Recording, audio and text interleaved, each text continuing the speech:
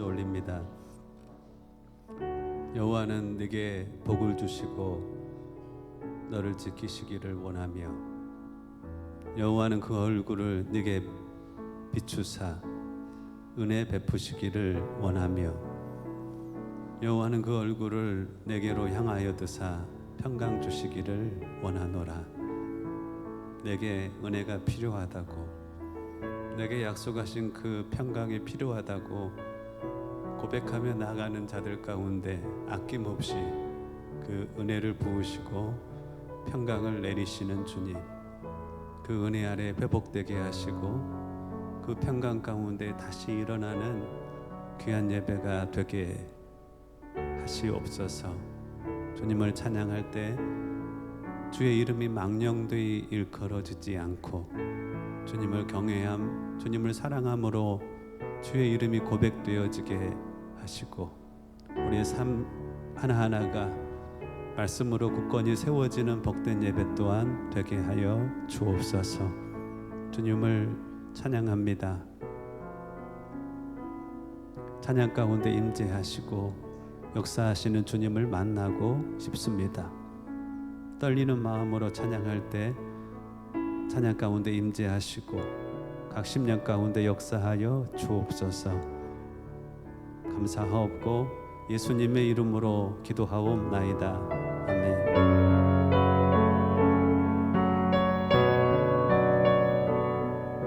주께 가까이 날 이끄소서.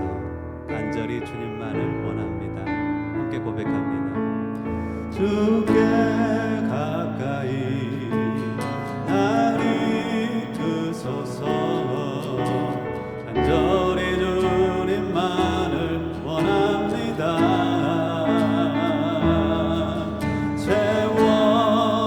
채워주소서. 주의 사랑을 진정한 찬양 드릴 수 있도록 주께 가까이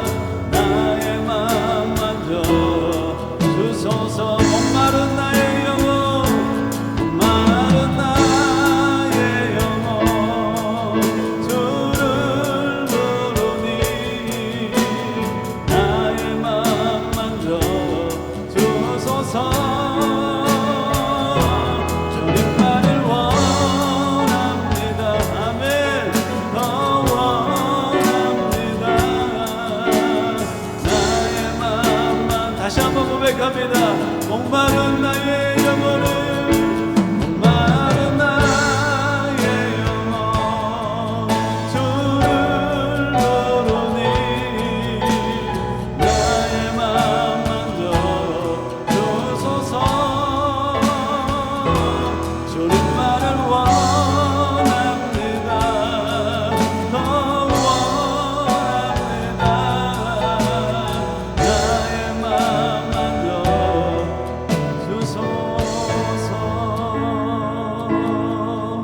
주의 나라가 임할 때 하나님 임재하시는 하나님 임재하실 때 예배가 회복되며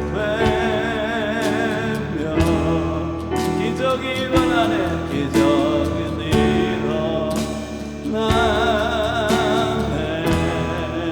전능하신 주님, 전능하신 주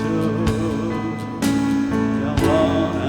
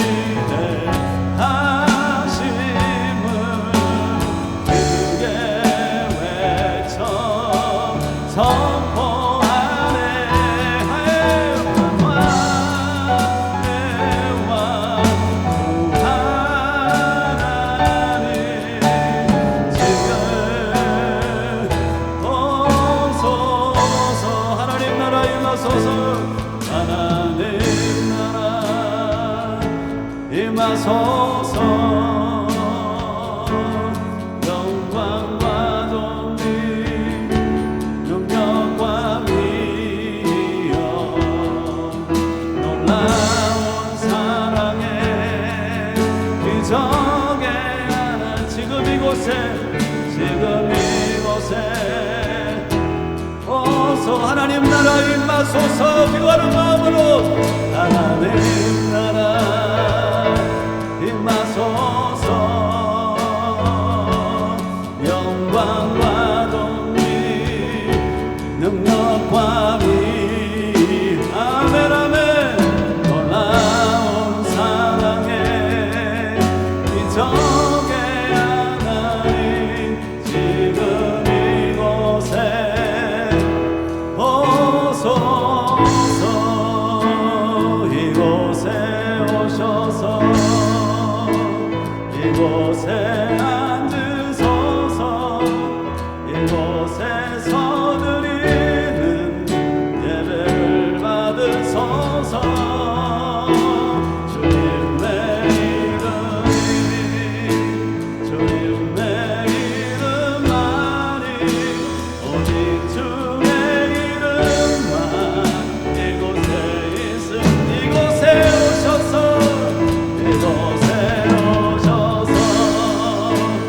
이곳에 앉으소서. 이곳에서 드리는 예배를 받으소서.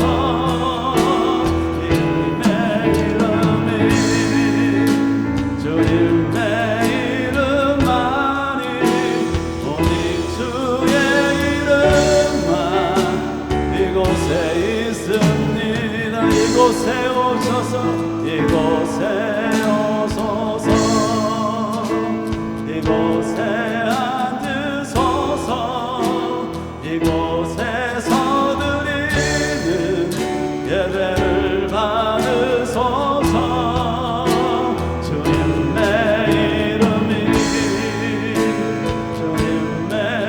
이름만이 오직 주의 이름만 이곳에 있으니. 주님의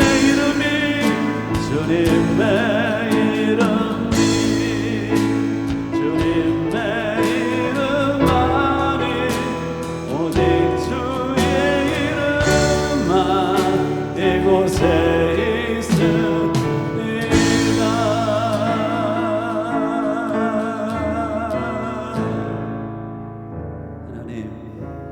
하나님의 어떠하심만이 귀히 여김받는 예배가 되기를 원합니다. 주님의 이름만 존귀 여김받는 예배가 되기를 간절히 원합니다. 하나님의 영으로 각 심령을 만져주시어서 하나님 그토록 찾으시는 신령과 진정함으로 예배하는 예배자로 나아가는 복된 자리가 되기를 소망합니다. 우리를 불쌍히 여겨주시고 주님의 이름만이 높임을 받으시는 예배 되게 하여 주옵소서. 감사하옵고 예수님의 이름으로 기도하옵나이다. 아멘. 다 함께 일어나셔서 우리 신앙 고백합니다. 예수님은 나에게 이러한 분이시고 나를 위하여 이러한 일을 행하셨습니다 라는 교회의 고백입니다. 마음의 떨림으로 함께 고백하고 반복되면서 이것을 교회가 암송할 수 있었으면 좋겠습니다. 함께 요한복음 1장으로 우리 신앙을 고백합니다. 시작. 태초에 말씀이 계시니라. 이 말씀이 하나님과 함께 계셨으니 이 말씀은 곧 하나님이시라. 그가 태초에 하나님과 함께 계셨고 만물이 그로 말미암아 지은 바 되었으니 지은 것이 하나도 그가 없이는 된 것이 없느니라. 영접하는 자 곧 그 이름을 믿는 자들에게는 하나님의 자녀가 되는 권세를 주셨으니 이는 혈통으로나 육적으로나 사람의 뜻으로 나지 아니하고 오직 하나님께로서 난 자들이니라. 말씀이 육신이 되어 우리 가운데 거하심에 우리가 그의 영광을 보니 아버지의 독생자의 영광이요 은혜와 진리가 충만하더라. 하나님이 세상을 이처럼 사랑하사 독생자를 주셨으니 이는 저를 믿는 자마다 멸망하지 않고 영생을 얻게 하려 하심이라. 아멘. 선체로 함께 고백합니다. 오늘 이곳에 계신 성령이 우리에게 말씀하시고 우리를 가르치소서. 같이 우리 맘 열어주시고 주의 빛으로 밝혀 우리를 인도하소서. 주님보다 앞서지 않고 겸손하게 주님의 말씀 기다리니 주님 손에 우리 드립니다. 사랑으로 인도하소서. 오늘 이곳에 계신 성령님, 오늘 이곳에 계신 성령님 우리에게 말씀하시고 우리 가르치소서. 아멘. 다시 우리 맘 열어주시고 주의 빛으로 밝혀 우리를 인도하소서. 주님보다 앞서지 않고 겸손하게 주님의 말씀 기다리니 주님 손에 우리 드립니다. 사랑으로 인도하 간절히 기도하는 마음으로 주님보다 앞서지 않고 겸손하게 주님의 말씀 기다리니 주님 손에 우리 드립니다. 사랑으로 인도하소서.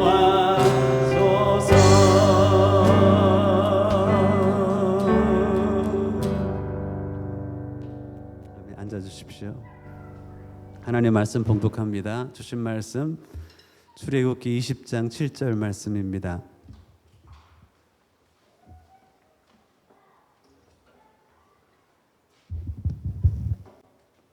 하나님 교회 가운데 주신 말씀 출애굽기 20장 7절 한 절 말씀만 보겠습니다.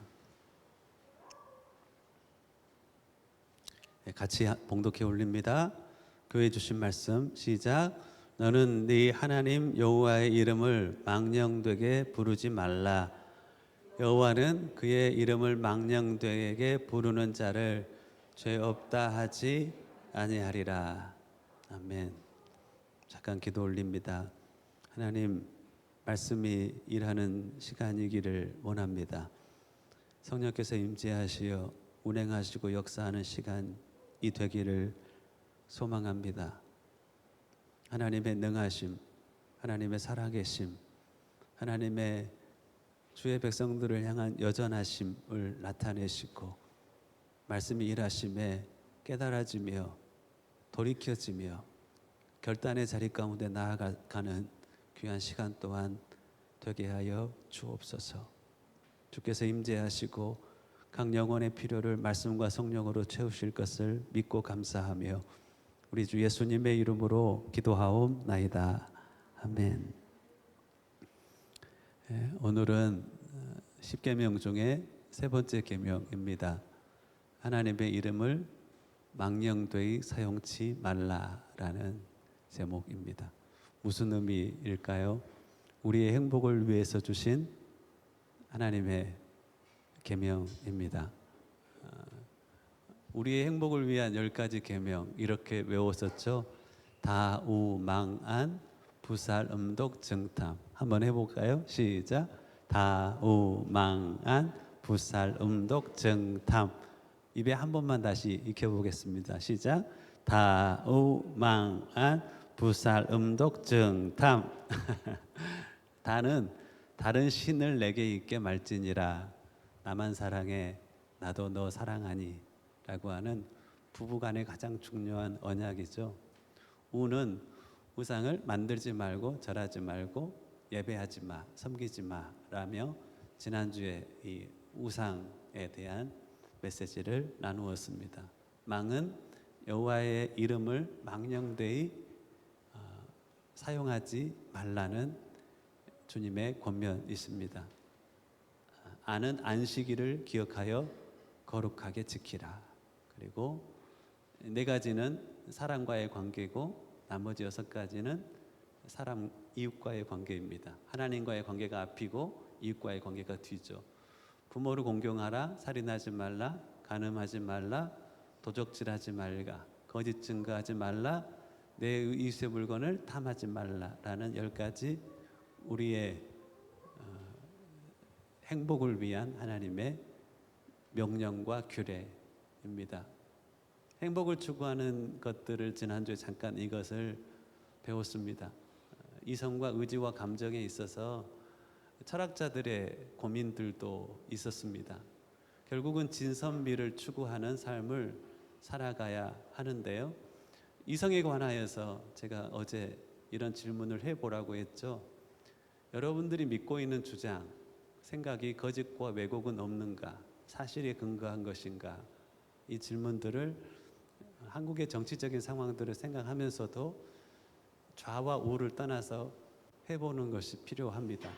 그렇지 않으면 왜곡된 정보를 가지고 믿음을 형성해 갑니다. 그런 사람들이 사실 생각보다 적지 않습니다. 특별하게 많이 좌측에 치우치거나 우측에 치우쳐 있는 사람은 남의 이야기를 잘 듣지 않으려고 하기 때문에 더욱 조심해야 하는 겁니다. 2번째는 주장하는 이들이 이를 추구하는가, 의를 추구하는가, 그들의 마음의 동기에 탐욕과 불의는 없는가를 한번 물어봐야 합니다. 그 사람을 향하여 물어봐야 되고 나를 향해서도 늘 물어봐야 하죠. 나는 의를 세우려고 하는가, 나를 세우려고 하는가? 나는 의를 추구하는가, 이를 추구하는가? 이 질문은 우리의 도덕적 하나님 앞에서의 삶을 위해서 너무나 중요한 질문임에도 불구하고 질문하지 않습니다. 세상은 다 자기를 세우려고 하고 의가 아닌 이를 쫓아 살아가기 때문에 모든 사람들이 다 그렇게 살아가니 그래도 괜찮겠지 하며 그리스도인들도 그 세상의 물결에 떠밀려 살아가는 이들이 적지 않습니다.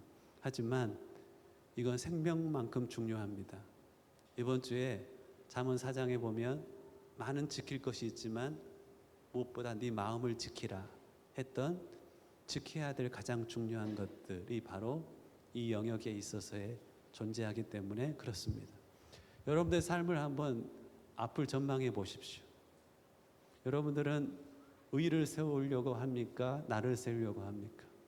나는 의를 쫓는 자입니까? 아니면 이를 쫓는 자입니까? 이익을 위해서 이의조차도 양보할 수 있는 삶을 살면 그 삶은 타락한 인생이 되고 많은 것이니 매우 중요하고 앞에서 이렇게 뭔가를 이야기하는 사람들도 우리가 그래서 분별을 해 주어야 하는 겁니다.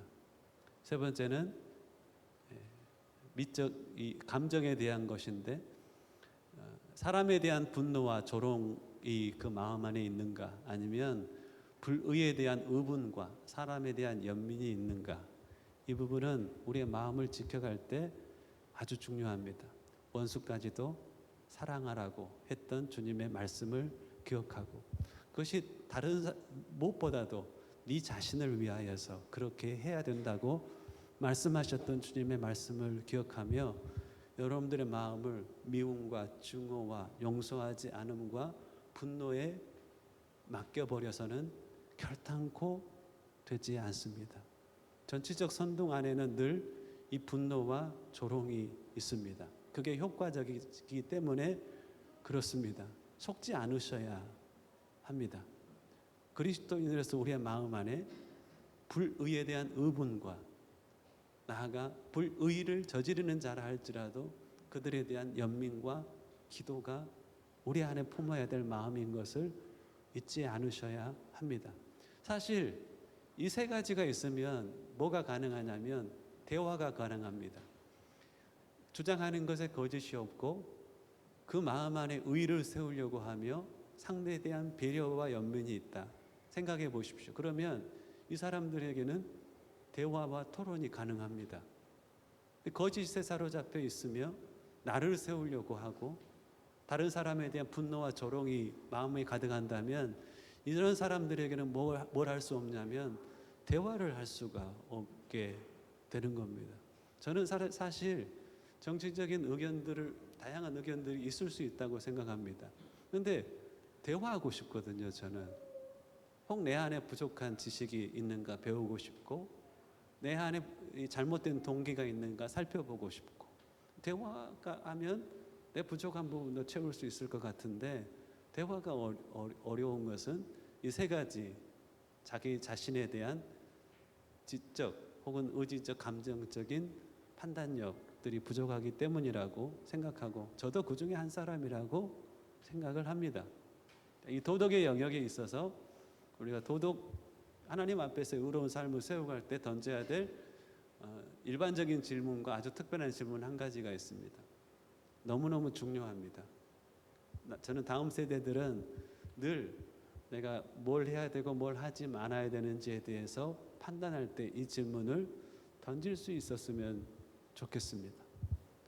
첫 번째는 남이 나에게 그렇게 한다면 나는 어떻게 느낄까 생각해 보는 겁니다. 내가 남에 대해서 비난하잖아요. 그리고 험담하죠. 그냥 물어보면 되는 거예요. 남이 나에 대해서 험담하는 것이 험담하면 내가 어떻게 느낄까? 그거 못 물어보나요? 물어볼 수 있잖아, 동우야. 그렇지? 남이 나에 대해서 그렇게 하면 내가 안 좋으면 내가 남에 대해서 안 하는 거야.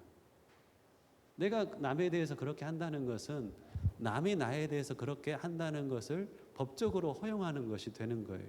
그래서 남이 나한테 그러더라도 내가 뭐 할 말이 없어. 내가 그러한 삶을 살아가면. 근데 내가 싫으면 남에 대해서도 그렇지 않은 거예요. 내가 남에 대해서 내가 가진 힘으로 막대하면 힘을 가진 사람이 나에게 막대하면 내가 싫잖아요. 그러면 내가 힘을 가졌을 때 힘이 없는 자를 향하여서 어떻게 해야 돼요? 막대하지 않으면 되는 거예요. 이 질문이 안 되는 상황이 우리의 일상의 상황입니다.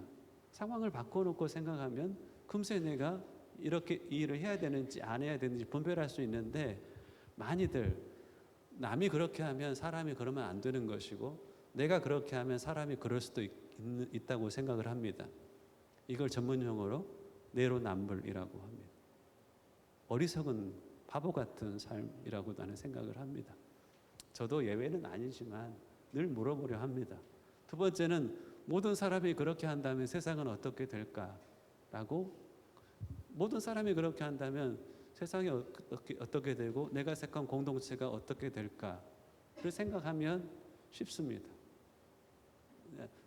내가 시간을 넣는 것이 모든 사람이 그렇게 된다고 생각을 해보세요. 좀 건강한 공동체는 아니잖아요. 그러니까 그냥 그래 약속 시간이 되면 5분 정도 5분 전에 정도 나가면 그게 공동체의 건강에 큰 유익이 되는구나라고 스스로 생각할 수 있어요. 내가 약속 시간에 늦을 때 한번 물어보세요. 모든 사람이 이렇게 한다면 공동체의 건강의 모습은 어떻게 될까? 물어보면 답이 쉽게 그냥 나오는 겁니다. 그런 의로움, 그런 것을 정의라고 하는 거죠. 그런 바른 모습들에 나를 복종케 하는 것, 그것은 너무너무 필요한 것이죠. 가장 중요한 것은 이 두 가지로도 답을 내릴 수 없는 것들이 참 많습니다. 근데 모든 영역에 있어서 답은 창조주 하나님이 피조물들의 행복을 위해 주신 하나님의 명령과 규례를 알고 이것에 따라 사는 것이 가장 핵심이라고 할 수가 있습니다. 우리는 십계명을 통하여서 인류의 행복을 위하여서, 인류 공동체의 행복을 위해서 어떤 삶을 살아가야 될지를 같이 배워보는 것입니다. 자, 그 행복을 위한 계명은 두 부류로 나누죠. 하나님과의 관계, 이웃과의 관계로 나눕니다. 지난주에는 1계명과 2계명을 함께 나누었고 2계명은 1계명을 포함하고 있습니다. 자, 우상을 섬기지 말라는 것은 이방인들이 섬기는 다른 신들을 섬기지 말라는 것까지 1계명까지 포함하고 있고 1계명에 말하지 않은 다른 부분들을 제가 여러분들과 함께 나누었습니다. 이스라엘은 하나님을 우상으로 만들어서 여로보암은 남쪽 베델과 북쪽 단에 금송아지를 세워놓고 이것이 하나님이다라고 했습니다. 그렇죠. 모세가 시내산에 올라갔을 때는 아론이 금송아지를 만들어 놓고 이것이 너희들을 애굽 땅에서 인도낸 하나님이라고 주장을 하죠. 하나님을 섬기는데 그것이 우상으로 만들어져 있는 모습들이 있다는 겁니다. 그것은 목과 못을 파괴하죠. 예배의 두 축인 신령과 진정. 신령이라는 것은 하나님은 영이시기 때문에 우리의 영으로 교감해야 되는데 물건을 만들어 놓으면 그 물건을 눈으로 보기 때문에 영적인 감각들을 발전시킬 수가 없는 것입니다. 영으로 예배하는 것을 방해하는 요소들은 우상이라고 할 수가 있습니다. 두 번째는 금송아지를 만들어 놓으면 하나님이 제한이 되어버리고 왜곡이 되어버립니다. 하나님은 힘센 하나님, 하나님은 우리에게 풍요를 가져다 준 하나님으로 규정이 되어버려요. 하나님은 그러한 분이신가요? 아니에요. 하나님의 주권을 인정하자는 이야기를 많이 하는데 하나님은 우리에게 고난도 주실 수 있으신 분이십니다. 광야 가운데 40년간 훈련도 시킬 수 있으신 분이십니다. 그러한 하나님의 주권을 인정하지 못하는 삶을 우상을 만들어 놓으면 살아갑니다.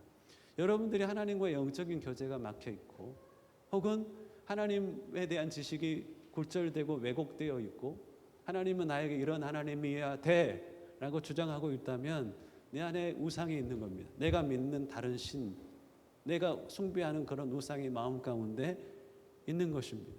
예배를 드릴 때도 늘 생각해야 됩니다. 주일날 11시에 공예배를 드리는 게 예배를 드렸다라고 생각하지 않으셔야 됩니다. 중요한 예배는 맞아요.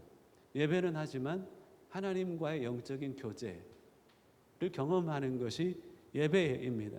앞에 있는 목회자 의지하지 마시고 앞에 걸려진 십자가도 의지하지 마시고 세 번째 보니까 이게 그 이야기잖아요. 하나님의 도구로 쓰임받았던 우상화된 것들 히스기야가 깨트려버린 놋뱀 있잖아요.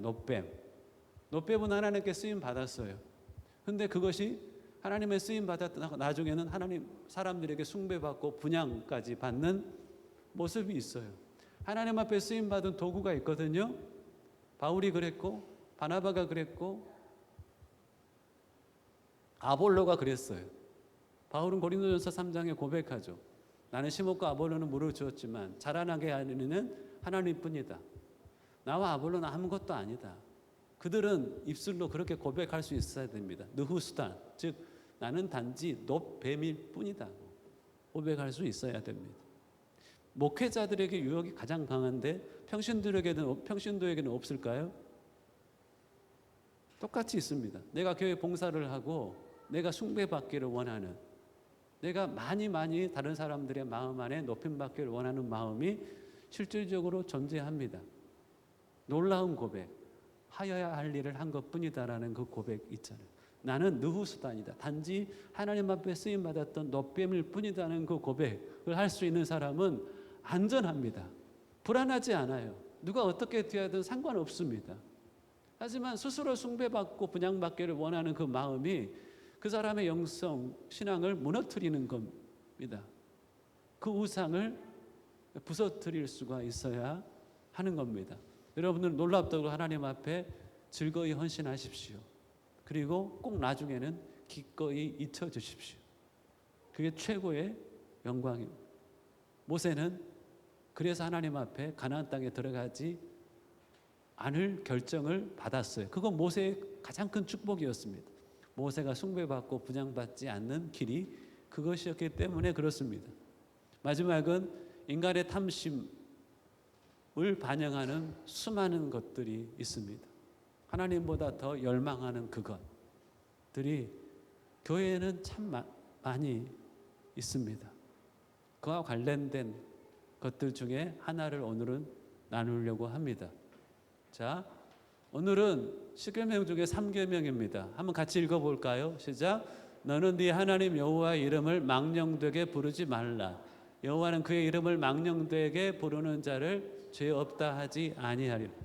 죄는 하나님과 우리의 사이를 내어버립니다.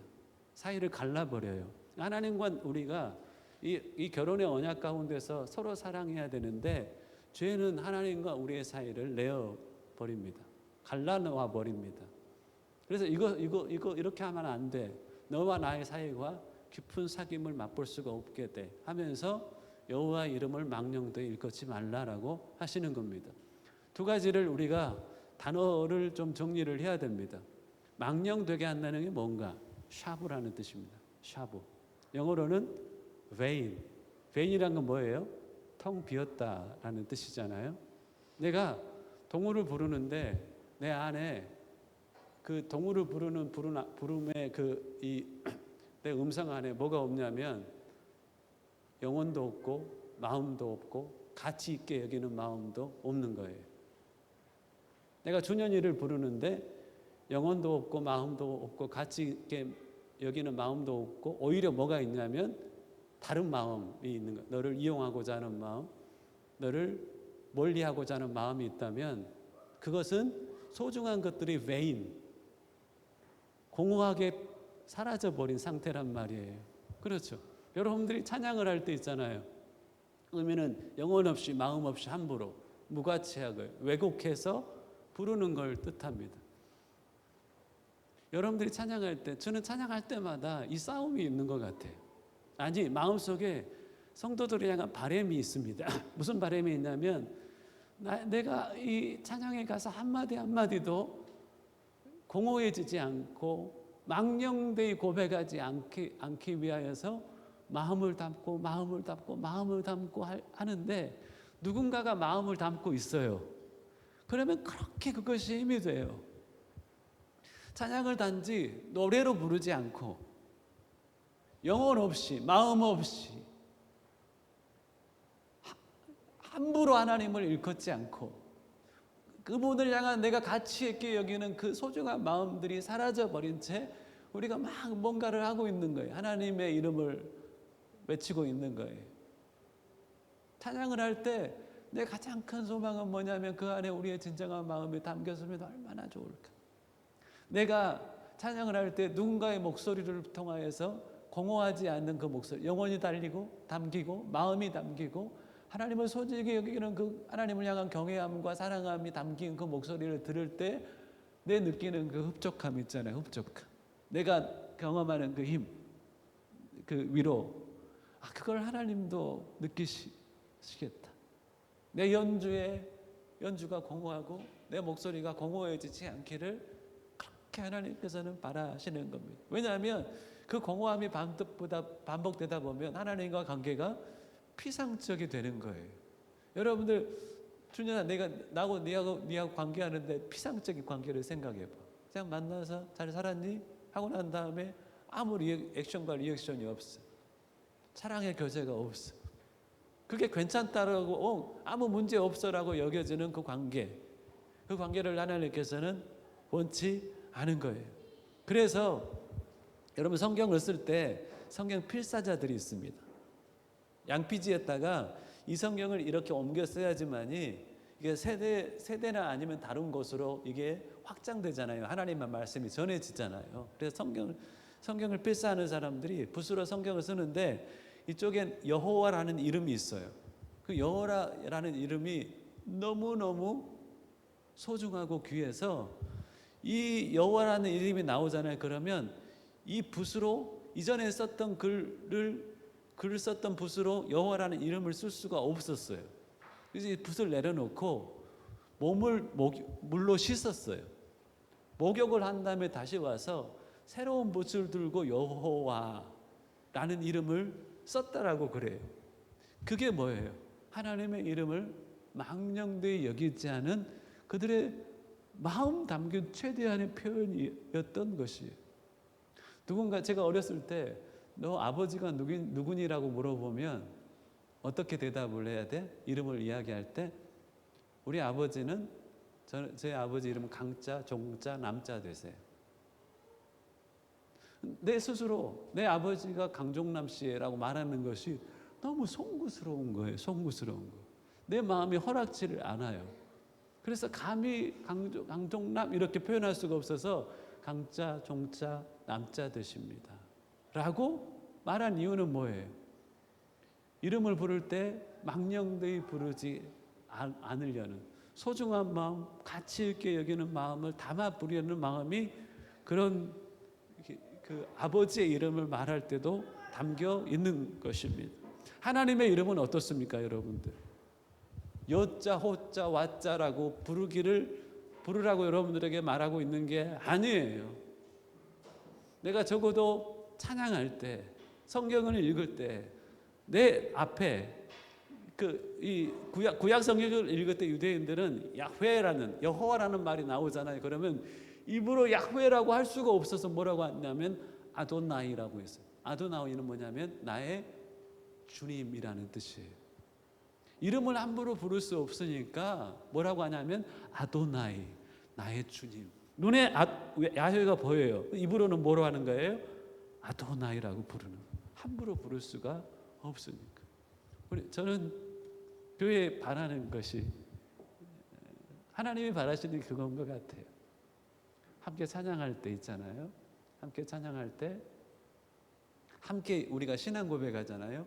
신앙 고백할 때 이 vain, 공허한 영혼 없는 마음 없는 가치를 담고 있지 않은 고백이 아니라 신앙 고백할 때 예수님이 이런 분이시네요. 예수님이 나를 위하여 이러한 값을 지불하셨네요. 나는 그 감사와 사랑의 마음을 담아서 이 고백을 하는 우리의 신앙 고백. 주님이 얼마나 기뻐하시겠어요. 우리가 찬양할 때 찬양의 가사 한마디 한마디가 공허해지지 않으려고 영혼이 담기지 않다든가 마음이 담기지 않는다든가 우리가 주님을 향한 그 가치 있게 여기는 그 마음이 담겨지지 않은 공허한 노래가 되지 않기 위하여 멜로디가 좋으면 찬양이 잘하다가 그 반주가 좋지 않으면 찬양이 끊겨버리는 게 아니라 어떠한 상황에 있어서도 나의 입술에서 나오는 고백만큼은 하나님의 이름이 망령되이 일컬어지지 않고 내 온 마음이 담겨서 주님 앞에 고백되어지는 찬양이 되기를 원하는 마음, 그 원하는 마음으로 공동체가 함께 예배한다면 얼마나 기뻐하겠어요. 그 찬양으로 시작하고 그 신앙 고백으로 시작하는 이 예배를 하나님께서는 받지 않으실 수 없을 거라고 저는 생각을 하는 겁니다. 설교를 들을 때도 마찬가지. 하나님 내게 뭐라 말씀하시나? 저 목사는 신뢰하지 할 만한 것이 없는데 여러분들 우리를 가르치는 분은 요한일서 2장 27절에 성령의 기름 부으심이 우리를 가르쳐요. 언제까지 여러분들 그런 이 목회자의 설교의 역량에 의존해서 신앙생활을 하실 거예요. 제가 그걸 느껴요. 저는 주님을 인격적으로 만나기 전에는 교회 안에 내가 예배 드리러 간다라고 생각했을 때 물론 예배의 습관은 있었어요. 그 예배의 형태를 내가 유지함으로 예배 드렸다라고 그때는 이야기했었어요. 그런데 주님을 만나고 나니까 예배에 빨리 가게 돼요. 예배를 위해서 중보기도 하게 되더라고.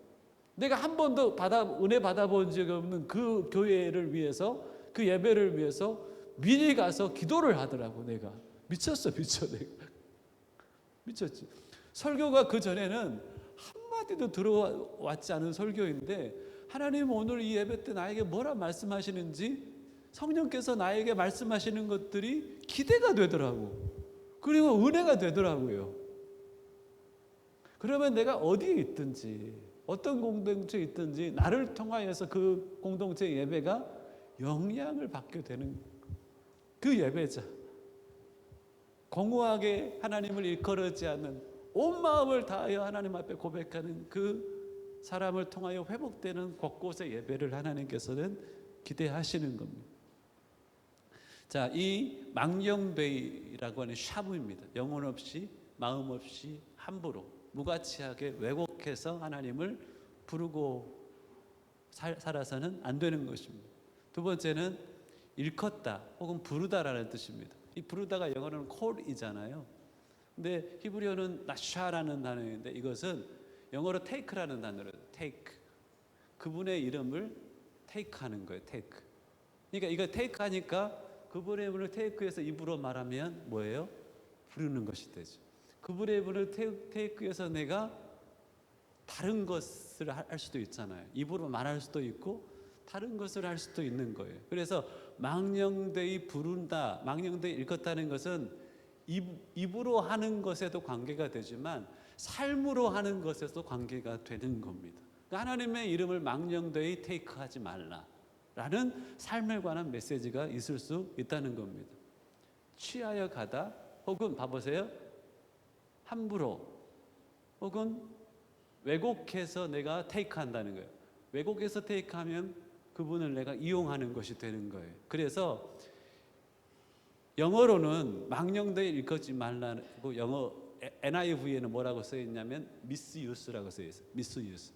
잘못 사용하는 것. 왜곡되이 테이크해서 사용하는 것을 뜻해요. 즉 말로 할 때 망령되게 말하지 말고 그분에 대해서 망령되이 테이크하지 말라, 사용하지 말라는 메시지가 담겨져 있습니다.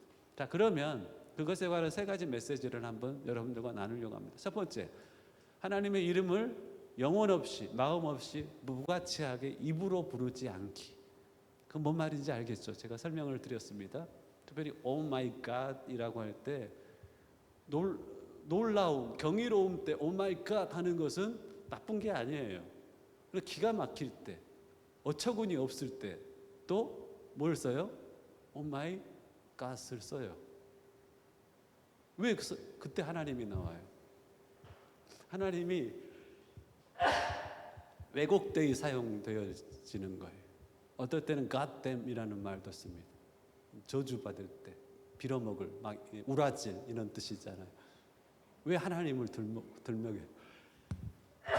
하나님은 사랑하시는 분이신데 하나님이 마치 저주하는 것처럼 사용하면 안 되는 거예요. 우리 언어상. 그래서 어떨 때 Oh my God 대신 Oh my goodness라는 단어를 쓰는 것은 적절한 표현이기도 합니다. 찬양할 때 혹은 신앙 고백할 때 우리가 입으로 그분에 대해서 이야기할 때 다음 주부터의 우리 예배, 아니 오늘부터의 우리 예배가 영혼이 가득 담겨, 마음이 가득 담겨 그분을 소중히 여기는, 가치 있게 여기는 그 마음이 가득 담겨 고백되어지는 예배가 되기를 주님의 이름으로 축복합니다. 아멘. 아멘. 두 번째는 하나님을 미스유스하는 겁니다. 영어로 보면 You shall not misuse the name of the Lord your God. Your God. 제자들이, 예수님을 따랐던 제자들이 예수님이 이제 죽으시기 전에 1년이 남았어요. 1년이라는 시간 동안에 예수님이 제자들에게 가장 많이 했던 메시지가 이거예요. 이렇게 성경은 반복됩니다.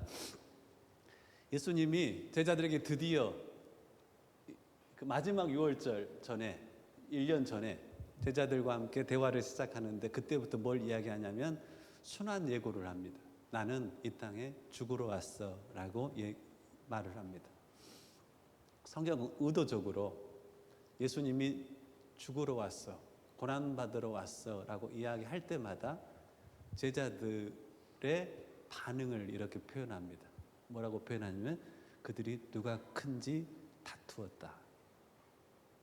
그게 계속 반복이 됩니다. 의도적으로. 주님이 이 땅에 오신 목적과 제자들이 예수님을 따르는 목적을 성경은 의도적으로 대비시켜 놓습니다. 제자들은 다른 목적이 있었어요.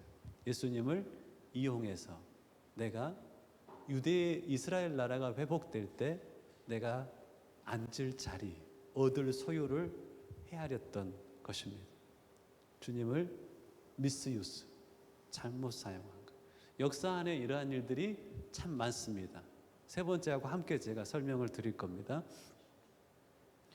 목회자는 가장 위험합니다. 하나님을 이용해서 자기의 성공을 추구할 수 있기 때문에 그렇습니다. 여러분들이 늘 봐야 돼요. 처음에 제가 지정의를 이야기할 때도 말씀드렸잖아요. 그가 의를 줬는지 일을 줬는지, 그가 의를 세우려고 하는지 자신을 세우려고 하는지. 목회자들을 위해서 여러분들 기도해야 되고, 깨어서 분별해서 잘못 가고 있으면 이야기해 줘야 돼요. 그럴 수 있어야 됩니다. 세 번째는 하나님의 이름이 망령되이 일컬어지게 하지 않기. 이 말이 무슨 말일까요? 한번 여러분 성경에는 여러 번 그렇게 나옵니다. 믿는 자들을 한번 따라서 해보세요. 주의 이름으로 일컫는 자. 시작. 주의 이름으로 일컫는 자. 무슨 말이에요? 주의 이름으로 일컫는 자라는 게, 내가 전라남도 여천군 삼삼면 초도리 출신이거든요. 초도에서, 그 섬에서 우리 아버지가 유일하게 우리 집에 차가 있는 집은 우리 집밖에 없었다고 했었잖아. 내가 어렸을 때 우리 동생이 타고 다니는 유모차가 유일한 차였어요. 유모차가 그전에는 유모차를 볼 수 없었어. 내 동생이 태어나고 처음 차가 그 초도에 들어왔다니까. 아버지는 약국을 하셨어. 그러면 내가 이제 초등학교 때 아버지가 의료 사고 때문에 무추로 나와서 장사를 이제 그 슈퍼마켓을 하셨는데, 초등학교에서 제가 방학이 되면 이제 큰아버지 집에 간단 말이에요. 시골에 가는 거예요. 시골에 가면 사람들이 나를 뭐라 불렀는지 아세요? 종래미 아들이라고 불렀어요. 나를 동주라고 부르지 않고 저기 종남이 아들 간다. 너 종남이 아들이지라고 했어요. 나는 누구의 이름으로 일컬어져요? 우리 아버지의 이름으로 일컬어져요. 축구 선수 중에 네이마르라고 있나요? 네이마르는 원래 아버지 이름이라서 그 축구 선수 네이마르는 뭐라고 불러요? 이름이 네이마르 주니어라고 불러요. 이름이 네이마르 주니어예요. 네이마르의 아들이라는 뜻이에요. 성경에서도 나오는 거 아시죠? 원래 베드로는 이름이 시몬이었어요. 근데 시몬이라는 이름 앞에 뭐라고 붙이냐면 바요나라고 붙여요. 바요나 시몬. 바라는 말은 누구의 아들이라는 거예요. 요나의 아들 시몬. 바돌로메라는 예수님의 제자는 원래 나다나엘이에요. 근데 나다나엘인데 왜 바돌로메라는 이름으로 또 일컬어져? 성경 보면 그거 헷갈리거든요. 바돌로메라는 것은 돌로메의 아들 나다나엘. 나다나엘이라고 불려지는 것보다 자주 뭐라고 일컬어졌어요? 돌로메의 아들이라고 일컬어졌어요. 즉 아버지의 이름으로 일컬어진 자식들. 내가 초도 가서 나의 어떠함은 사람들에게 어떻게 인식될까요? 종자 남자 되신 분의 어떠함으로 인식이 되는 거예요. 여러분들은 하나님의 백성, 크리스찬이라고 일컬어져요. 그리스도의 사람들이라는 뜻이죠. 여러분들의 어떠함은 세상 사람들에게 어떻게 인식이 돼요? 크리스찬을 통하여 사람들은 크라이스트를 봐요. 근데 우리가 성도로서 세상에서 잘못 살면 어떻게 되는 거예요? 이거예요.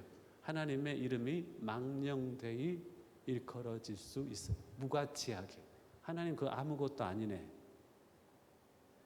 저 사람이 믿는 하나님이면 나도 한번 믿어보고 싶다. 이게 뭐예요? 하나님의 이름이 거룩히 여김 받는 거예요. 저 사람이 믿는 하나님이라면 나는 안 믿어. 뭐예요? 하나님의 이름이 망령되이 일컬어지는 거예요. 이게 그렇게 중요하기에 주기도문에 예수님이 가르친 기도에도 그 첫머리에 그렇게 있어요. 이름이 거룩히 여김을 받으시오. 누가복음 2장 24절에 보면 기록된 바 하나님의 이름이 너희 때문에 이방인 중에 모독을 받는도다. 우리 때문에 이방인 중에 하나님의 이름이 모독을 받을 수 있어요. 빌립보서 2장 12절에 보면 너희가 이방 중에서 행실을 선하게 가져 너희를 악행하다고 비방하는 자들로 하여금 너희 선한 일을 보고 하나님께 영광을 돌리게 하라. 우리의 어떠함은 하나님을 알지 못하는 사람들은 하나님의 어떠함으로 인식이 되니 우리가 하나님의 이름을 망령되이 일컫게 할 수 있나요? 할 수 있어요. 저는 교회 신앙인이라면 세상에 여러분들 커밍아웃 해야 됩니다. 나는 예수의 사람입니다 라고 커밍아웃 하셔야 합니다. 그거 말하지 않고 살지 않으셨으면 좋겠어요. 왜? 하나님의 이름이 거룩히 여김받게 하는 그 삶에 너무나 중요한 목적이 있기 때문에 그렇습니다. 그리고 나는 선택해야 됩니다. 나로 인하여 하나님의 이름이 망령되이 일컬어지게 할까? 나를 인하여 하나님의 이름이 거룩히 여김받게 할까? 선택해야 됩니다. 내 모든 말과 행실에 있어서 그것이 기준이 돼야 하는 겁니다. 그게 그리스도인입니다.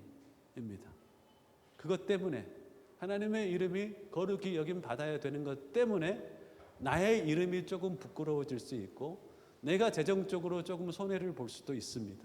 그걸 기꺼이 그렇게 살아가야 한다는 것입니다. 이제 역사적 사건을 여러분들하고 나누고자 합니다. 자, 십자군 전쟁이 있습니다.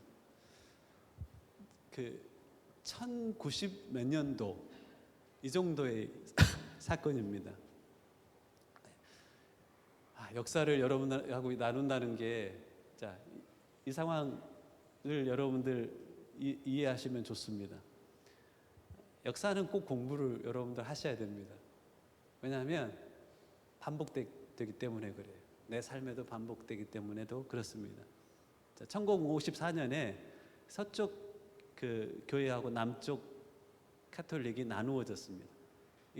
동쪽은 우리가 정통이야 해가지고 정교회라는 표현을 씁니다. 서쪽은 이게 우주적 교회야라는 그 이름을 내어서 캐톨릭 처치라고 합니다.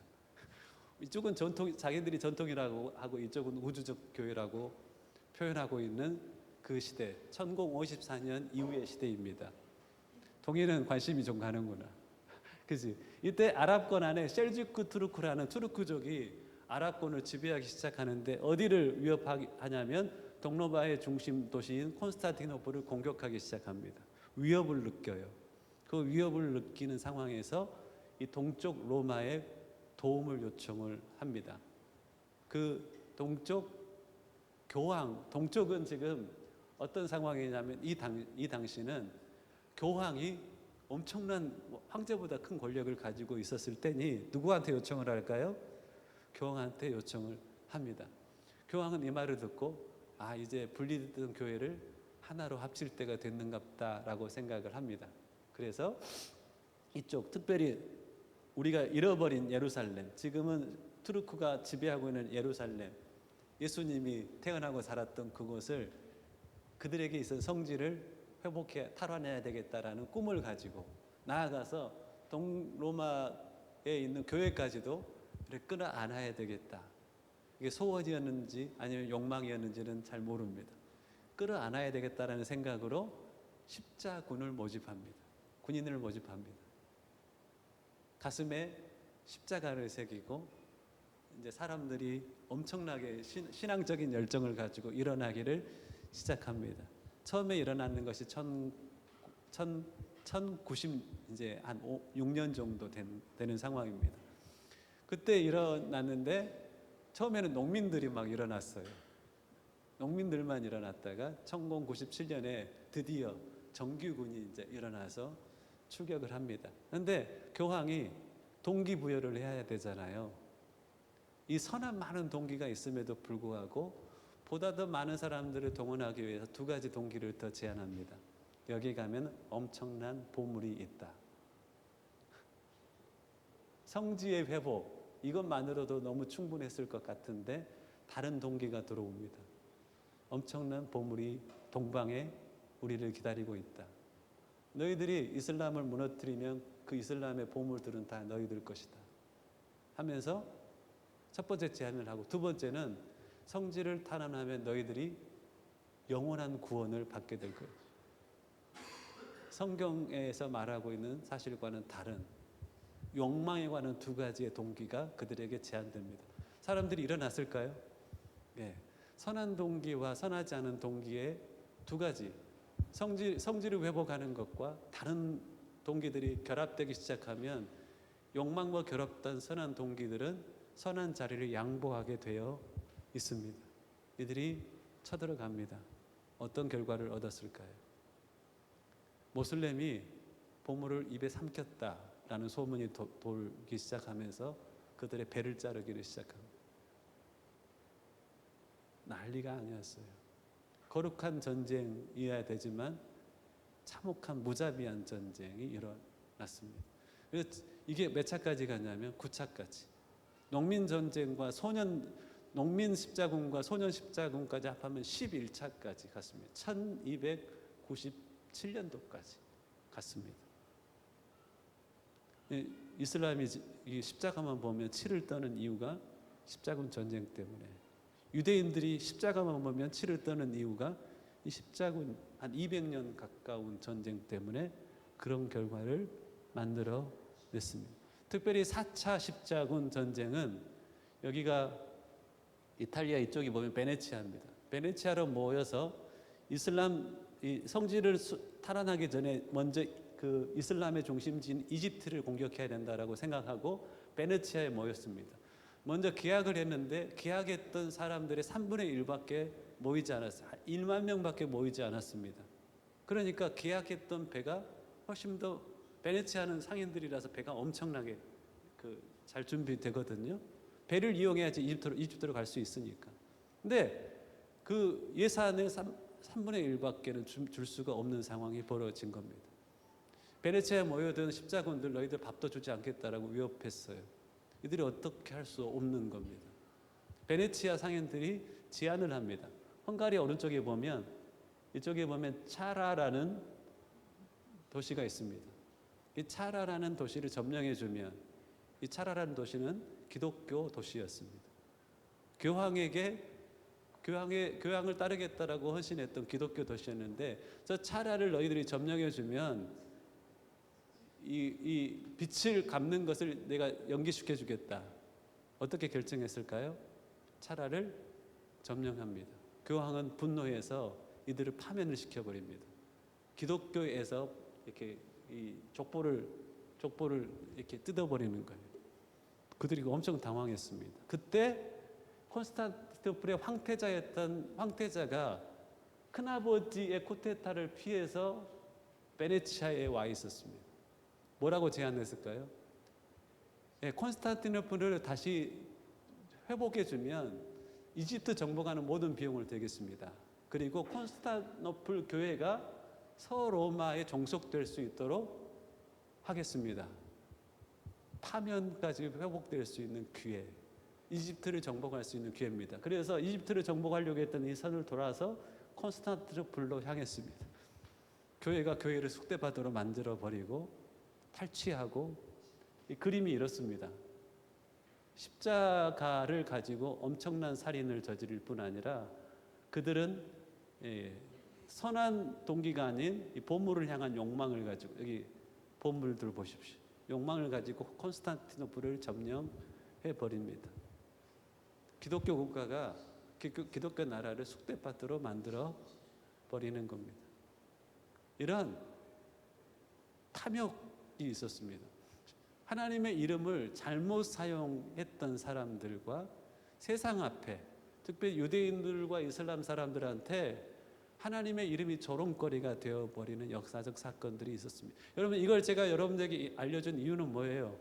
지금도 역사는 반복이 된다는 것을 여러분 꼭 기억하셔야 합니다. 4차 십자군 전쟁은 역사에 있어서 가장 수치스럽고 비도덕적인 모습을 드러냈다. 그들은 대의였던 예루살렘으로 진격하지도 않았으며 같은 기독교 국가를 공격하고 약탈하는 만행을 저질렀다. 두 번째입니다. 이게 뭔지 아세요? 허리띠 버클입니다. 어디 누구가 차고 다녔냐면 God meet us라고 적혀 있죠.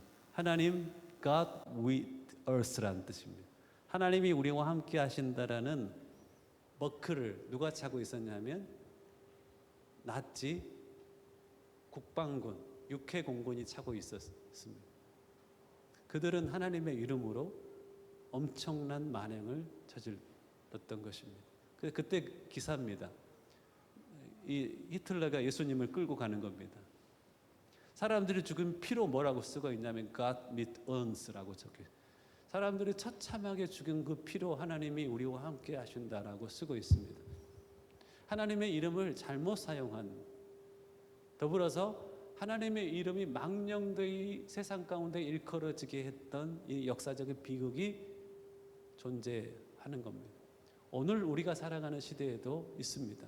저는 이걸 준비하면서 매우 조심스러웠지만 이야기를 하지 않을 수가 없을 것 같습니다. 이 사람은 이재용 목사입니다. 하나님의 이름으로 이단이라고 규정났는데요. 라스베가스에 가서 기계 앞에서 뭘 했어요. 교회 여성도들을 이렇게 성추행한 목사입니다. 하나님의 이름으로 엄청난 짓을 저지르고도 그가 했던 말은 이겁니다. 들어보세요.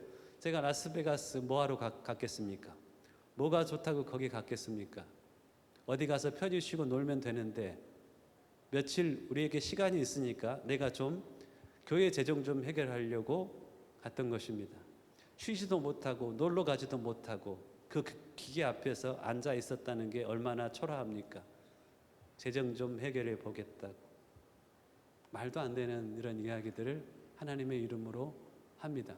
그런데도 지금 딸이 목회하고 교회는 여전히 사람들이 모여듭니다. 거짓이 없는가? 탐욕이 없는가? 이걸 왜 분별하지 못하는 거죠, 사람들이? 이상하지 않아요? 조심스럽지만 어떤 목사님이 이런 이야기를 했습니다. 하나님 까불면 나한테 죽어. 저는 너무 놀랐어요. 하나님의 이름이 이렇게까지 여겨질 수 있나? 요즘 애들이 있잖아요. 너희 아버지 어떻게 계셔? 잘 계셔라고 하면 뭐 우리 집 꼰대요? 라고 하는 버리장머리 없는 애들이 있다고 해요. 그것이 상상할 수 없는, 그것과 비교할 수 없는 말을 해요. 목회자가 하나님의 이름으로 한단 말이에요. 여러분, 십자군 전쟁은 순수한 목적으로 시작이 됐습니다. 아무리 순수한 목적으로 시작이 되어도 오염될 수 있어요. 사람은 다 그래요. 저를 포함한 모든 사람이 그렇습니다. 이렇게 말했던 분이 한때 굉장히 순수한 신앙운동을 했다라고 많은 사람들이 이야기하고 저도 어느 정도 공감을 합니다. 특별히 반동성애 운동, 반공산주의 운동에 있어서 다른 사람들이 하지 못하는 일들을 해왔습니다. 그것이 약간 보수적 성향을 가지고 있는 사람들에게는 우리가 하지 못하는 일들을 대변해 줬기 때문에 참 감사하기도 했었습니다. 그런데 신앙이라는 것은 늘 중심을 지키지 못하면 어떻게 돼요? 여호와 이름을 망령되이 읽게 되고 하나님을 잘못 사용하게 될 뿐 아니라 하나님을 망령되이 일컫게 하는 길로 갈 제3계명을 어길 가능성이 아주 많아요. 이렇게 이야기를 하는 거예요. 하나님 까불면 나한테 죽어. 저는 이분에 대한 연민이 있어요. 기도하는 마음이 있어요. 하지만 아셔야 돼요. 아셔야 돼. 이런 이야기도 했어요. 이분이 알뜰폰을 아들의 이름으로 가입을 시킵니다. 이 알뜰폰에 가입을 안 하는 사람은 생명책에서 지워져야 한다. 설교 시간에 한 이야기예요. 하나님의 이름이 이렇게도 이용되고 있어요. 처음부터 이런 게 아니라니까요. 하나님의 이름을 경외하지 않는 삶은 저를 포함해서 누구도 이렇게 될 수 있어요. 나를 세우고 이익을 얻기 위하여 하나님이 이용되는 것을 보고도 아무 말 하지 않으면 하나님의 기름 부으심을 받은 후로부터 대한민국이 내 중심으로 돌아간다. 이런 말은 인격적으로 장애를 가지고 있는 사람들이 하는 말들이에요. 이런 일들을 통해서 이분이 아마 저는 이거 세 가지 정도를 빼잖아요. 그러면 이분을 통하여 하나님이 참 귀한 일들을 해 가실 수 있었을 거라고 생각해요. 보수적 가치를 가지고 있는 사람들에게는 박수 받으며 존경받으며 소중한 일들을 해갈 수 있었을 거예요. 하나님의 이름이 망령되이 일컬어질 때부터 문제는 시작이 되는 거예요. 그래서 요즘에 저는 이 보수적 운동 가운데 이분이 하는 운동과 다른 운동이 하나 생겼습니다. 부산에서 어떤 목사님을 중심으로 생겼거든요. 저는 보수적 운동을 하시는 분들은 이분에게서 떠나서 다른 곳으로 갔으면 해요. 보수적 가치가 중요하다면. 하지만 제발 이런 곳에서는 마음 아파해요. 가슴 아파해요. 이런 것까지 허락돼서는 안 되는 거예요. 보십시오. 결론이죠. 예, 오늘 결론입니다. 하나님의 이름이 영혼 없이 불러지는 상황이에요. 하나님의 어떠함이 이용되고 있는 상황이에요.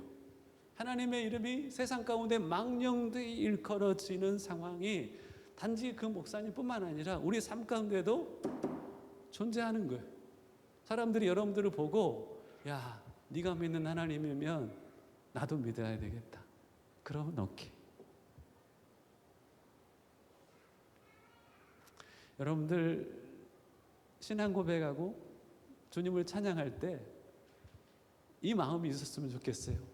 내 고백 하나도 땅에 떨어지지 않기를 바라는 마음.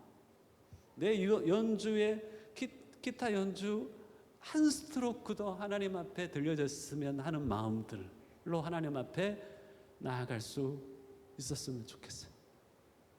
두 번째는 하나님은 이용되실 분이 아니세요. 이영표 선수라는 한국 축구 레전드가 있습니다. 축구 선수 중에는 두 종류가 있대요. 첫 번째는 축구를 너무 사랑하는 사람, 그래서 축구를 정말로 세계에서 정말 잘하고 싶어하는 사람이 있대요. 두 번째는 뭐냐면 축구를 통하여서 뭔가를 얻고 싶어하는 사람, 축구를 통하여 부를 얻고 싶어하고, 축구를 통하여 인기를 얻고 싶어하고, 축구를 통하여 안정적인 노후를 얻고 싶어하는 두 종류의 사람이 있대요.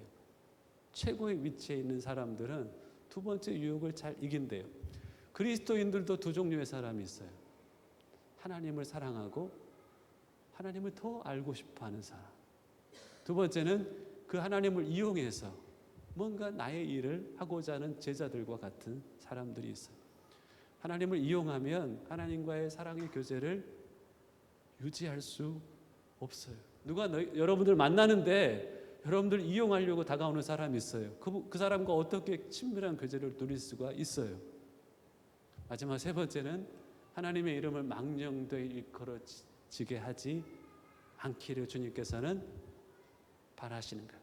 내가 너를 통하여 나를 증거하고 싶다. 나의 어떠함이 너를 통하여 세상 가운데 나의 어떠함을 드러내고 싶다. 그 하나님의 열망이 제 3계명 안에는 담겨져 있는 것을 기억하시고, 하나님 주의 이름이 망령되이 일컬어지지 않고 거룩히 여김 받는 그 도구로 나를 사용하여 주옵소서 고백하고 또 그 삶의 열매를 주님 앞에 드리는 저와 여러분들이 되실 수 있기를 주님의 이름으로 간절히 축원합니다. 두 손을 모으시고 이 시간 잠깐만 기도하겠습니다. 제가 이 시간 함께 기도합니다. 어느덧 습관적인 신앙에 매여 신앙의 종교가 되어 하나님을 내가 입술로 고백할 때 영혼 없이 마음 없이 사랑하는 그 마음, 경외하는 마음 없이 고백하고 있었다면 하나님 다시 회복하여 주옵소서. 나의 모든 찬양을 받으시고 나의 작은 신앙의 고백조차도 온전히 받으실 만큼 마음을 담아내 주님을 향한 사랑과 경외하는 마음을 담아내 찬양과 신앙 고백으로 나아가는 내가 되게 하시고 교회가 되어지게 하여 주옵소서. 하나님을 나의 목적을 위한 수단으로 삼지 아니하며 하나님의 영광을 위하여 내 쓰임받기를 원합니다 라고 고백하신다면 하나님이 많이 기뻐하실 겁니다. 나아가 나의 삶으로 인하여 하나님의 이름이 망령되이 이 세상 가운데 일컬어지지 않기를, 나의 삶을 통하여 주의 이름이 거룩히 세상 가운데 여김받기를, 그 도구로 나를 사용하여 주시기를, 이 교회가 그렇게 쓰임받을 수 있기를 위하여서 이 시간 함께 기도하며 주님 앞에 나아가시겠습니다. 기도드리겠습니다. 사랑의 하나님 감사합니다. 주님의 이름이 거룩히 여김받기를 소망합니다. 주님이 망령되이 일컬어지지 않기를 간구합니다. 구하고 원하옵나니 오 아버지, 우리를 불쌍히 여겨 주시옵소서. 오 아버지, 공연을 베풀어 주시옵소서. 오 아버지, 우리를 사용하여 주시옵소서. 그리하여 예배가 되어지는 은혜를 베풀어 주시옵소서. 구하고 원하옵나니 회복의 은총을 허락하여 주시고 다시 순수했던 신앙운동으로 돌아오는 은총을 베풀어 주시옵소서.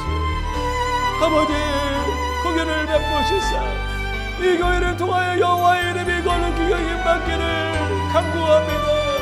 이 교회를 통하여서 하나님이 이용되지 않고 이 교회를 온전히 사용하시는 하나님의 은혜도 주여 주님 백성들 가운데 허락하여 주시옵소서. 하나님 한 분만을 섬기는 교회가 될 수 있기를 간구합니다. 구하고 원하옵나니 우리 안에 있는 모든 우상들을 파하여 주시옵소서. 여호와 이름을 망령되이 일컫지 아니하며 전심으로 주님을 부르며 섬겨가는 하나님 주의 백성들 될 수 있도록 은혜를 베풀어 주시옵소서. 하나님을 나의 욕망을 위한 도구로 사용하지 않게 하여 주시고 간구하고 구하옵나니 하나님의 열망의 도구로 나를 사용하여 주시옵소서. 고백하며 나아가는 복된 인생들 되어지게 하여 주시옵소서. 오 아버지 하나님, 우리를 통하여 하나님의 이름이 세상 가운데 욕을 먹습니다. 주님 오늘 날의 교회를 주님 불쌍히 여겨주시고 조롱만 받는 교회가 되지 않게 하시며 존경도 받으며 하나님의 어떠함을 온전히 드러내는 교회가 되어지게 하여 주옵소서. 그리스도인으로서 커밍아웃하며 세상 가운데 하나님의 어떠함을 증거하는 하나님 증인으로 살겠습니다 고백하는 귀한 주의 백성들 통하여서 하나님의 어떠함이 내 사는 현장 가운데 드러나는 것을 보게 하여 주옵소서. 욕망의 사슬들은 끊어질지어다. 하나님의 거짓의 사슬들은 끊어질지어다. 진리로 주의 백성들을 자유케 하시고 주의 영으로 임재하시어서 우리를 새롭게 하시며 주님의 은혜를 덧입혀 주시옵소서. 주님 우리를 불쌍히 여겨주시기를 간구합니다. 더 거할라 기할라시아바바요.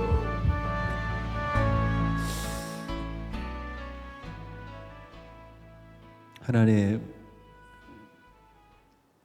계명 하나하나가 주님과의 친밀한 사귐을 위한 더 깊은 사랑의 교제를 위한 하나님의 사랑의 권면인 것을 믿습니다. 하나님 아닌 다른 신을 섬기지 않게 하시고 우리 삶 가운데 있는 모든 우상을 팔 수 있는 용기를 허락하시며 여호와 이름을 망령되이 일컫는 자 중에 한 사람이 아닌 주의 이름이 거룩히 여김받게 하는 도구로 하나님 앞에 붙잡힌 바 되어 쓰임받는 귀한 주의 백성들 되게 하여 주옵소서. 감사하옵고 예수님의 이름으로 기도하옵나이다. 아멘. 내 이름 아시죠? 이렇게 찬양하며 예물 드리겠습니다.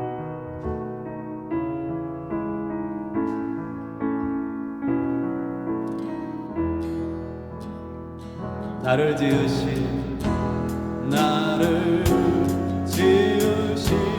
주님 내 안에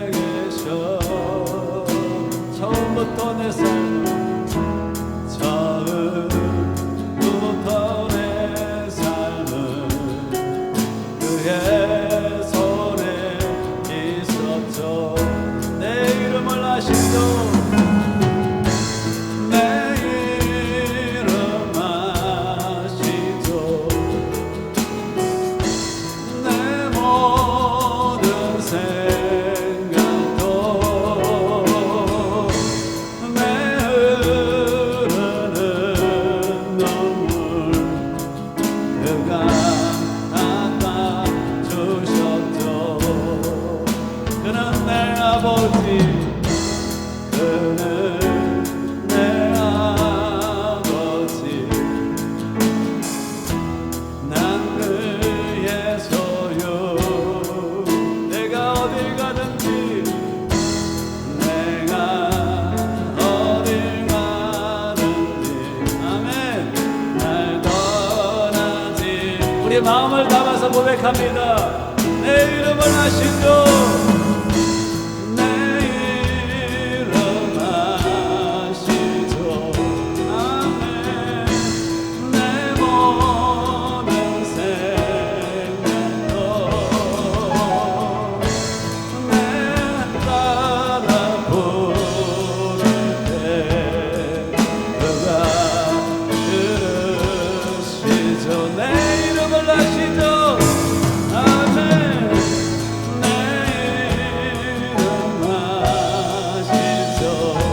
내 모든 생각도 내 모든 생각 아바라 부를 때 아바라 부를 때 그가 들으시죠.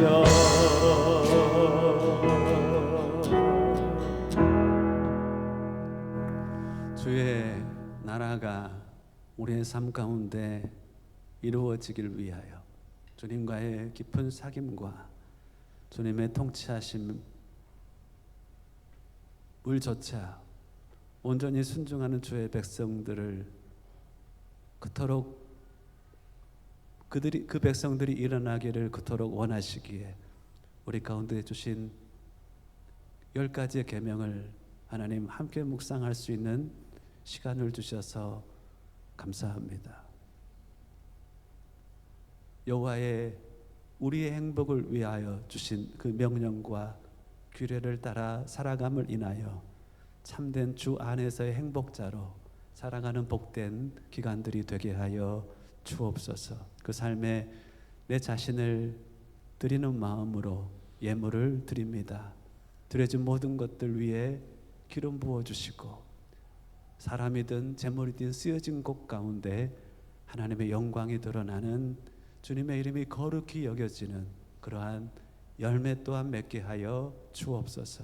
드림의 은혜 주셔서 감사하옵고 예수님의 이름으로 기도하옵나이다. 아멘. 교회 앞에 광고 말씀드립니다. 저희들의 교회 표어가 하나님을 기뻐하는 교회, 하나님이 기뻐하는 교회입니다. 말씀의 열매를 맺음으로 하나님이 기뻐하는 교회가 되었으면 좋겠습니다. 매주 수요일 날 성코이노니아 은혜 가운데 잘 모여가고 있습니다. 이번 주 수요일도 있습니다. 다음 세대는 지금 뭐 하고 있냐면 자기의 정체성을 찾아가는 시간들을 갖고 있습니다. 청강이 가능하니 미리 말씀해 주시면 워크숍 자료들을 준비를 미리 할 수 있도록 그렇게 하겠습니다. 자기를 알아가는 시간인데 저는 아이들을 알아가는 시간이 너무 좋습니다. 축복하는 시간이고 기도 제목을 얻는 시간이기도 합니다. 기도를 부탁드리고 집에서 관심을 가지고 물어봐 주시고 또 함께 아이들의 정체성을 찾아가는 그런 과정이었으면 좋겠습니다. 상담, 신방 필요하신 분들 요청해 주시면 달려가도록 그렇게 하겠습니다. 한 주간도 여러분들 승리하시기를. 목회자가 이게 오늘 메시지도 어찌 보면 하나님 말씀 전했지만 정치적인 부분들을 건드리는 좀 부분들도 없지 않아 있는 것 같아서 마음이 편치만은 않습니다. 하지만 분별력을 가지고 좌든 우든 하나님 사랑하는 마음, 국가를 사랑하는 마음으로 섬겨가시고, 무엇보다도 대화가 불가능할 정도로 가지는 마시고 연민을 가지고 바른 정보를 가지고 대화하시고 함께 나라도 행복해졌으면 하는 그런 기도 혹은 섬김도 우리가 해갈 수 있었으면 좋겠습니다. 다음 옆 사람에게 한 주간도 승리하십시오 라고 인사하시고요. 다 함께 일어나셔서 공동체의 꿈에 관한 찬양입니다. 함께 찬양하고 축도로 예배를 마치겠습니다. 이곳에 생명샘 솟아나 눈물 봉착 지나갈 때에 멋잖아 열매 맺히고 웃음소리 넘쳐나리라. 꽃들도 구름도 바람도 넓은 바다도 찬양하라 찬양하라 예수를. 하늘을 울리며 노래해 나의 영혼아. 은혜의 주 은혜의 주 은혜의 주. 그날에 하늘이 열리고 그날에 하늘이 열리고 모든 네가 보게 되리라. 마침내 꽃들이 피고 영광의 주가 오시리. 아멘 아멘. 꽃들도 구름도 바람도 넓은 바다도 찬양하라 찬양하라 예수를. 하늘을 울리며 노래해 나의 영혼아. 은혜의 주 은혜의 주 은혜의 주.